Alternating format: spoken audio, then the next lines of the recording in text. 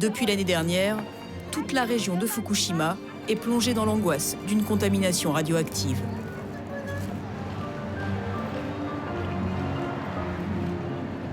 La préfecture a équipé les villes de détecteurs de radiation et officiellement, la centrale ne laisse plus échapper de radioactivité. Mais après le silence qui a entouré l'accident, les maires de Fukushima n'y croient plus. Dans le doute, elles ont décidé de ne compter que sur elles-mêmes pour préserver leurs enfants. Elles ont donc décidé de prendre les choses en main et de créer elles-mêmes un centre de contrôle indépendant, où chaque citoyen est libre d'apporter ses aliments pour les faire analyser et y détecter une éventuelle radioactivité. Aujourd'hui, vous avez apporté du riz. Veuillez écrire son lieu de provenance ainsi que la date de la récolte. Ce riz-là, c'est du riz neuf, donc récolté en octobre dernier. Je m'inquiète pour le résultat. Je pense que ce sera un peu contaminé quand même. Mais je vais voir dans quelle proportion ce riz est contaminé, si mon enfant peut en manger. J'ai le cœur qui bat. Le centre est le seul de ce type entièrement géré par des maires de Fukushima. Akiko Sakai est l'une de ces maires en charge des contrôles alimentaires. Avant mars dernier, jamais elle n'aurait pu imaginer se retrouver dans un tel rôle.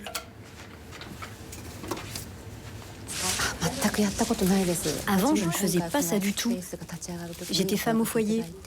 Mais quand ce centre a été créé, on m'a proposé de venir travailler ici. J'étais très inquiète pour la santé de mes enfants. Et comme on m'a demandé de participer, j'ai tout de suite répondu oui. J'ai commencé à faire des examens comme ça. Je n'avais aucune connaissance spécifique. J'ai démarré de zéro. Le manque de formation scientifique de Madame Sakai et de ses collègues n'empêche pas les habitants de la région d'avoir confiance dans le centre. On a examiné vos haricots avec la machine pendant 30 minutes. L'iode 131 est à 0.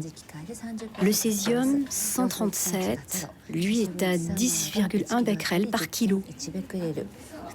10 becquerels par kilo, c'est 10 fois moins que la norme maximale tolérée. Malgré tout, la population reste inquiète. La demande d'analyse est si élevée qu'il faut attendre plus d'1 mois pour obtenir un rendez-vous. Mais c'est toujours mieux que d'aller dans l'une des structures officielles. Ce que fait le gouvernement est toujours trop lent. Par exemple, ils devraient déjà examiner l'eau du robinet pour voir si elle est contaminée. Mais ils ne le font pas. Je suis en colère. Que fait le gouvernement ? Les habitants sont prêts à payer 5 à 10 euros plutôt que de faire analyser gratuitement leurs aliments par le gouvernement. Une somme qui sert à rémunérer les employés. Madame Sakai touche ici 8 euros de l'heure, c'est peu, mais de toute façon, l'argent n'est pas une motivation pour elle.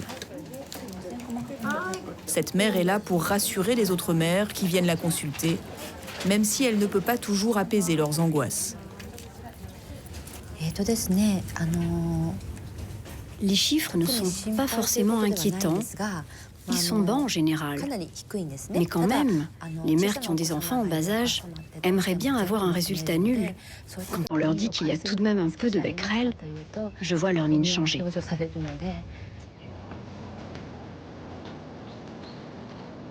À Fukushima, le quotidien des mères est désormais suspendu à quelques chiffres, des résultats qui déterminent si oui ou non elles peuvent nourrir leurs enfants.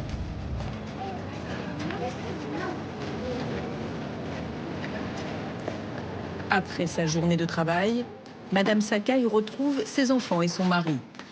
Chez elle, la vie de famille a repris le dessus après la tragédie de mars 2011.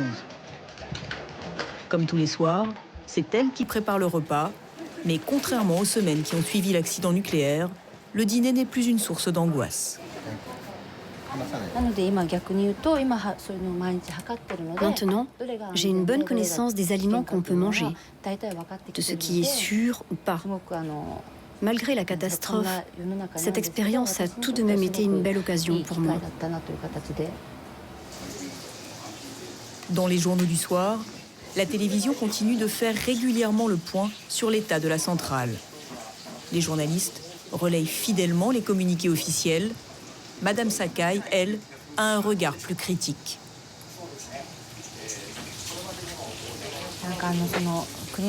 La plupart du temps, le gouvernement annonce que tout est sûr. Mais ce n'est pas sûr du tout.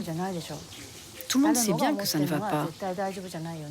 En regardant la télé, comme ça, je me demande en quoi cela va-t-il? En quoi les choses sont sûres? Une mère sûre d'elle, de quoi perturber quelque peu l'homme de la maison. Dans un Japon macho, l'émancipation de sa femme laisse Monsieur Sakai perplexe. Elle n'est pas souvent chez nous. Du coup, elle ne s'occupe pas bien de la maison. Ce n'est plus une bonne femme au foyer. Mais comme elle contribue au bien de la société, il faut bien que j'essaye d'être patient.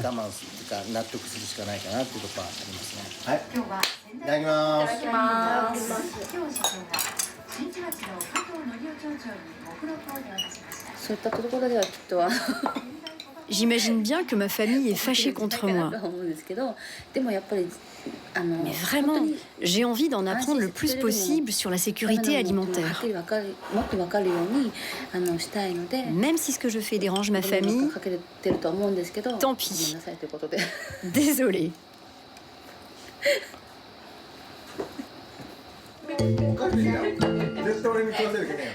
La mobilisation de Madame Sakai et des autres mères fait figure de révolution au Japon. Les maris sont relégués au second plan et c'est entre elles que les femmes se retrouvent pour analyser leur situation. À Fukushima, le magasin de Madame Toyama est devenu le quartier général des mères en quête d'aliments sains.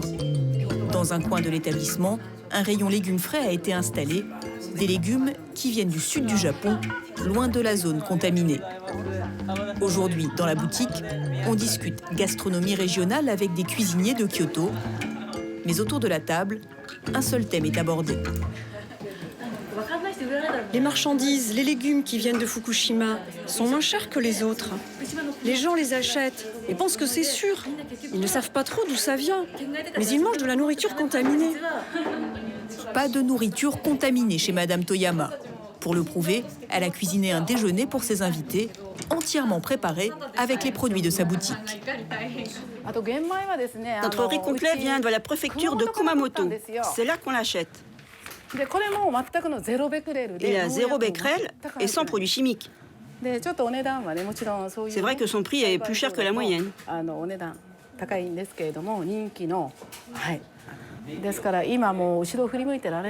L'accident de Fukushima m'a beaucoup fait réfléchir.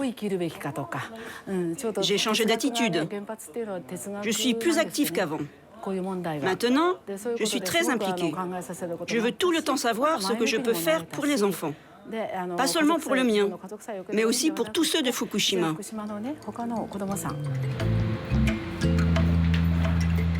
Le cours est terminé, mais pas la journée de Madame Toyama. Elle doit maintenant apporter ses légumes à une réunion de mères dans le centre-ville. L'occasion de leur montrer qu'il y a encore un espoir pour bien nourrir leurs enfants. Allez-y, vous pouvez prendre chacun 5 légumes. C'est gratuit. La plupart des femmes qui sont venues aujourd'hui ne savent plus vraiment ce qu'elles peuvent faire pour leur famille. Dans la pièce voisine du stand légumes, l'association des mères de Fukushima a organisé un forum. À son invitation, des représentants de différentes villes du Japon sont venus ici pour apporter une solution de repli aux habitants qui n'en peuvent plus.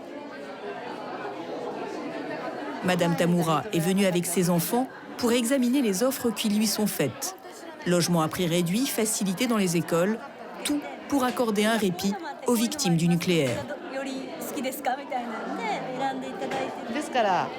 Je voudrais au moins que mes enfants partent pendant les vacances pour réduire leur exposition aux radiations. Si j'avais gagné au loto, je serais déjà partie depuis longtemps. Quitter Fukushima, cela peut paraître radical, mais pour des mères à bout de nerfs, c'est parfois la seule solution. Une décision que plus de 60 000 habitants de la région ont déjà prise.